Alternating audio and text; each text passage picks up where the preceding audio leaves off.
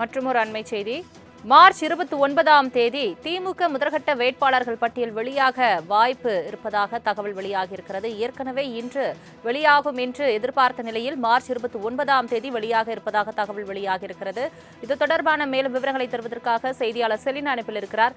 Selena, வணக்கம். March 29இல் திமுக வேட்பாளர் பட்டியல் வெளியாக வாய்ப்பு இருப்பதாக கூறப்படுகிறது. ஏற்கனவே இன்று வெளியாகும் என்று எதிர்பார்த்த நிலையில் இந்த தகவல் வெளியாகியிருக்கிறது. முழு விவரங்களை சொல்லுங்க செலினா.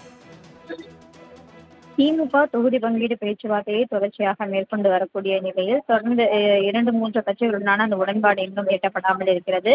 தொகுதிகள் ஒதுக்கீடு செய்வதில் சற்று காலதாமதம் ஏற்பட்டு வருவதால் இன்று வெளியாகுவதாக இருந்த திமுகவின் வேட்பாளர் பட்டியல் என்பது நாளை மாலை அல்லது 29ஆம் தேதி வெளியாகும் என்று எதிர்பார்க்கப்படுகிறது.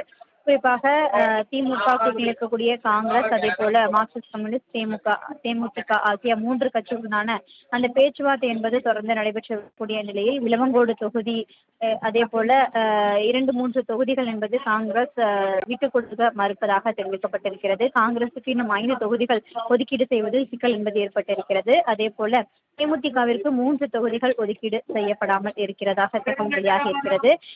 விளவங்கோடு தொகுதியை பொறுத்தவரையிலும் காங்கிரசும் கேட்கிறது, அதே போல மார்க்சிஸ்ட் கம்யூனிஸ்ட் கட்சியும் கேட்கின்ற நிலையில்தான் அந்த பேச்சுவார்த்தையில் காலதாமதம் என்பது ஏற்பட்டு வருகிறது. இதன் காரணமாக தான் தொகுதிகள் ஒதுக்கீடு செய்வதில் சற்று காலதாமதம் ஏற்பட்டிருக்கிறது. இந்த நிலையில் இன்று வெளியாகுவதாக இருந்த திமுகவின் வேட்பாளர் பட்டியல் என்பது நாளை மாலை அல்லது 29ஆம் தேதி வெளியாகும் என்றும் எதிர்பார்க்கப்படுகிறது. குறிப்பாக பார்த்தோம் நாளை திமுக கூட்டணி கட்சிகளுக்கு எந்தெந்த தொகுதிகள் என்பது ஒதுக்கீடு செய்யப்பட இருக்கிறது என்பதற்கான பட்டியல் என்பது வெளியாகும் என்று எதிர்பார்க்கப்படுகிறது.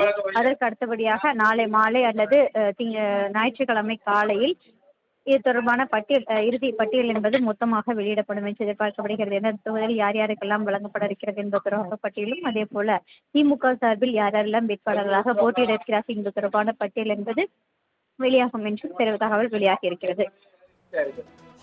தங்களின் முழு விவரங்களுக்கு நன்றி செலினா.